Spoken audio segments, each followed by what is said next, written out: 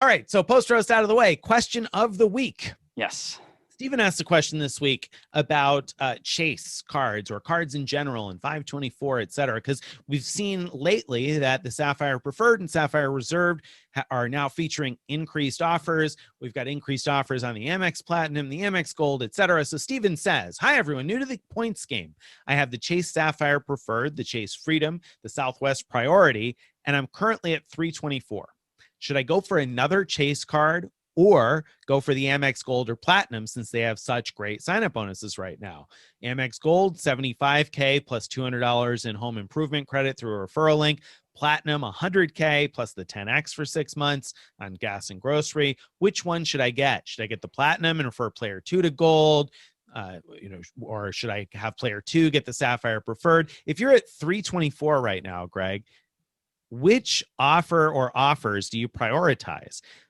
And I'm going to ask that in that way. Which do you prioritize? Because most people can't do an unlimited amount of spend. Because I'm sure that your first answer would be, oh, well, you got to get the Chase cards first. So, get one of the Chase cards and then get the Amex Platinum and then get the Gold. But altogether, you're talking about more spend than what most people do in 3 months.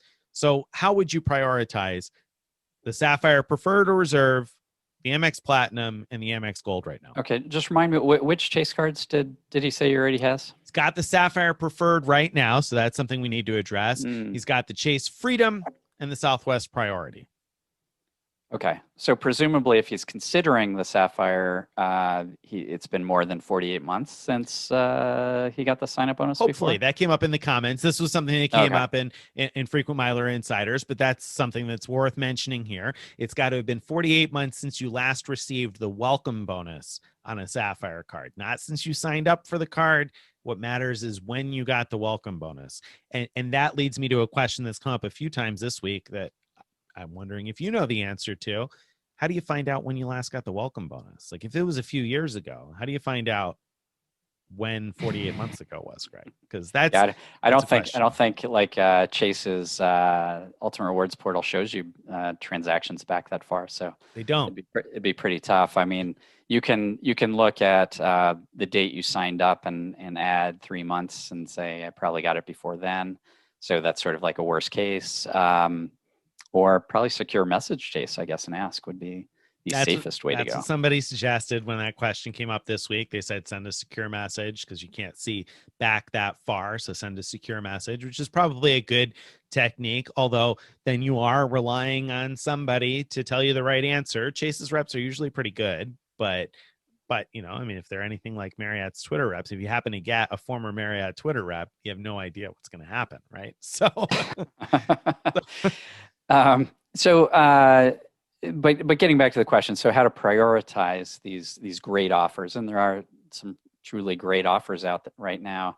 I almost feel like you have like an answer in mind. And I don't. All right. Because I was gonna say, just spill it, man. No. I'm curious because so the first thing is got to be 48 months since Steven here got the Sapphire Preferred welcome bonus if he's going to go after either of the Sapphire cards. And so if it has been more than 48 months, first step is to downgrade that Sapphire Preferred, assuming you're going to apply for a Chase product. You could downgrade it to the Chase Freedom Flex, I assume, or to the Chase Freedom Unlimited. Doesn't matter. If you already have those cards, doesn't matter. You can still downgrade and have a second one. That's a common question that's come up a bunch lately. Yes, you can have another one. Is there a reason? Let me ask you, because I've said this to people, but now I should ask you, is there any reason to consider canceling? If you're in Steven's shoes, he's at 324, he qualifies for another Sapphire Preferred or Reserve bonus, it's been more than 48 months. Should he consider canceling the Sapphire Preferred, or should he downgrade like I just said?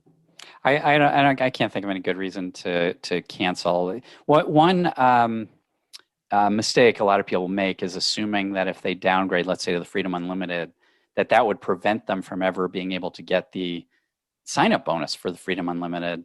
That would be true if we're talking about American Express, but we're not. With Chase, you could in the future get the sign-up bonus for the Freedom Unlimited. You just would have to product change it again or cancel it before you do so. So the point is you can't have the Freedom Unlimited at the time that you apply for the Freedom Unlimited, but you can certainly sign up for it. And the rules about whether you can get the sign-up bonus are based on last time you got the sign up bonus for the Freedom Unlimited. So product changing to it won't affect your ability to do that. So, I guess the way I think of it is a couple of things. One, he's already in the sort of Chase Ultimate Rewards ecosystem, so presumably knows what to do with the points and would appreciate getting more points. I'm making some assumptions here. Mm-hmm. So I would jump on the Sapphire preferred offer while it's hot if he qualifies for it. I think that's a great offer. I also heard something, I don't know how much credit to give to it and no way of checking, but that Chase might be easier on approvals during this promo period. So, that makes me want to even look at the cards my son has and say, is he under 524? Could he apply for the Sapphire Preferred now? Possibly get approved even if he might not have been earlier. The Amex cards tend to be easier to get approved for. This 100K thing has lasted a lot longer than we thought it would. So there's a chance it'll last long enough that once you complete the minimum spend on the Sapphire card, maybe you could still jump on the Platinum or the Gold offer and get just as good of an offer. I do think that it's likely that if the economy starts booming, that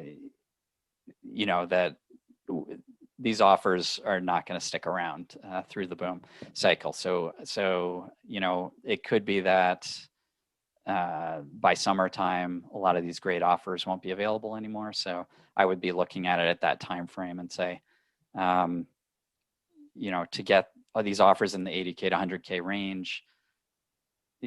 I mean, it's not that they'll be gone forever, though. We see things like that come back and back, but there's a lot of them right now, and we're not going to. My guess is if the economy starts booming, that'll be the end of having almost everywhere you look these gigantic offers. So I would plan accordingly. That's sort of a big non-answer, I think. Well, but it's not a bad non-answer, and I think that your point in terms of having some more time is actually a good one, because we saw this week, I think. Correct me if I'm wrong here, but now you can get the 100K Amex referral offer via referral with the $200 in home improvement credits, right? That's right. It's even better.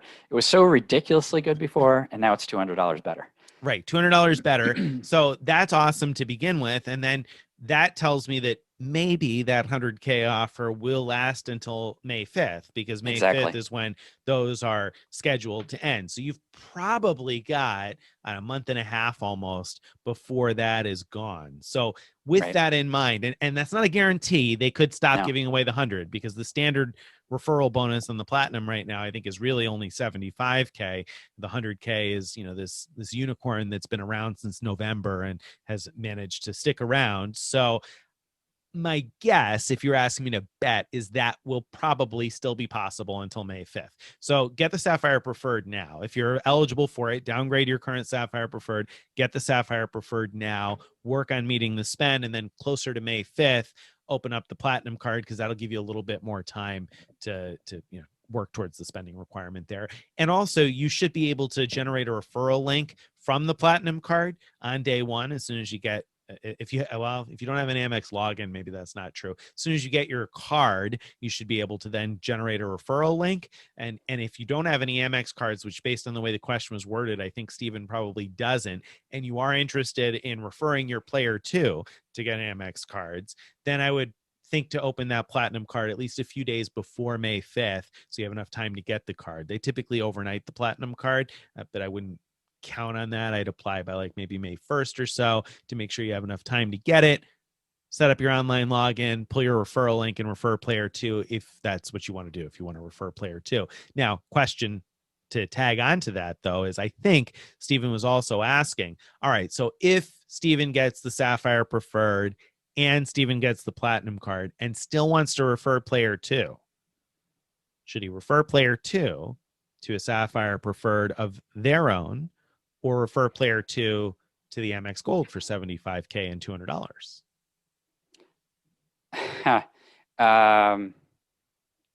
Yeah. So the Sapphire Preferred, at least when I checked the day before recording this, was not yet being able to refer the 80K offer. So people were getting a lesser offer. I think it was like 60K from referral.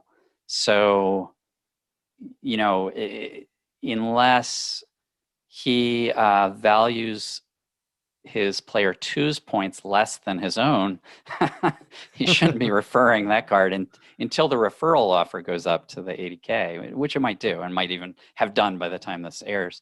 But similar thing with the Amex Platinum. If he doesn't get that special 30K referral offer that's able to refer people to the 100K offer, I don't think it's a good idea to have player two accept a lesser offer just so that he could get 20K or whatever it is. Well, right. Bonus. No, and I think he was thinking about the gold for player two. It said the The gold. Sapphire Preferred or the Okay. gold, Gold's which different. the 75K offer on the gold has been pretty widely available. Standard offer is 60K plus the Yep. $200 home furnishings credit through referral. But most people have seen the 75K. If you keep opening the link or opening different windows and stuff like that, you'll probably see the 75K offer at some point on the gold card. So, and I think that's a tight race because 75,000 membership rewards points plus $200 is as good, if not better, than 80,000 ultimate rewards points. However, the ultimate rewards points are so easily combinable. You know, if player two is in the same household, if you're married,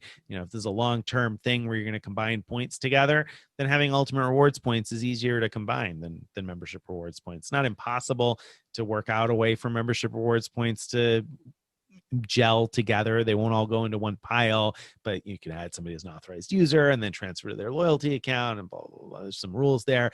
But with Chase, you could just put the points in the same pile. That's true. That's true. That's a big advantage of if you're going with player two. It's certainly easier to manage the whole thing with Chase, and Chase has advantage of that. Like if you're doing this in two-player mode, you can keep. I guess it's not really an advantage of Chase, but with Chase doing it, you can just keep one premium card that has the ability to transfer points, and have player two just have, sign up for the premium cards to get the sign up bonuses, downgrade to the no fee cards that often have better category bonuses for spend, and then just have them move all the points to player one for redeeming, and that way you get the better value for the points while also reducing annual fees. Amex sort of has that as well, because they have no fee cards, completely fee-free cards that have full ability to transfer points. So there's plenty of ways to keep points around with them as well. Right. But I think the moral of the story then that we've come to is you should get the Sapphire Preferred, you should get the Platinum because that offer is insane. And then you should get player two probably to also get the Sapphire Preferred 80K offer. If you're looking to add a third card, then I think that's probably the one to go for easy combinability. Yeah. I mean, if you haven't already, read my post about why you should get the Platinum 100K offer now. It might, if you're really only looking at just one, you might actually be convinced not to go with the Sapphire, but that's of course up to you. Right. So. I agree, by the way. I'll say first of all, I should say I prefer membership rewards points over ultimate rewards points, generally speaking, in terms of transfer partners and transferring for luxury flights and that sort of thing. So I really love membership rewards points, but I see the value in the Chase angle here because you're only going to be under 524 for so long, probably. And these offers don't often increase on the Sapphire Preferred and the Sapphire Reserve, et cetera. Exactly. But all that out of the way, the Platinum offer is just bananas. I mean, if you had to pick one, I would totally agree with Greg. Platinum card is it.